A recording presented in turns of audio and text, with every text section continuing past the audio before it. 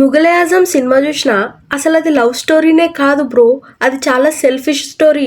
లేకపోతే ఇంకో జోధా కానీ అక్బర్ కానీ ఒక్కసారి కూడా సలీంగా అనార్కలిని నీ వైఫ్ చేయడంలో మాకేం ప్రాబ్లం లేదు, ఆ పిల్లని రాణిని చేయడంలో మాకు ప్రాబ్లం ఉన్నది అని మస్తు సార్లు అన్నారు. సలీం గారు కూడా ఒక్కసారి కూడా ఓకే నేను ఆ పిల్లని జస్ట్ పెళ్లి చేసుకుంటా అంతేగాని నేను ఈ రాజ్యానికి రాణిని చేయను అని ఒక్కసారి కూడా చెప్పలేదు. ఆల్సో నేను గూగుల్లో సెర్చ్ చేస్తే సలీంకి మస్తు మంది పెళ్ళాలు ఉన్నారు. Anarkali could have been his favourite wife, but ఆమె కూడా సినిమాలో ఒక్కసారి కూడా నాకు రాణి అవ్వాలని లేదు, జస్ట్ సలీంకి వైఫ్గా ఉండాలని ఉంది అని ఒక్కసారి కూడా చెప్పలేదు. అంటే ఆ పిల్ల రాజ్యం కోసం వాడి వెంటబడ్డది, వాడు ఆ పిల్ల మోజులో రాజ్యం ఇస్తా అన్నాడు. జోధాకి కానీ అక్బర్కి కానీ అది ఇష్టం లేదు.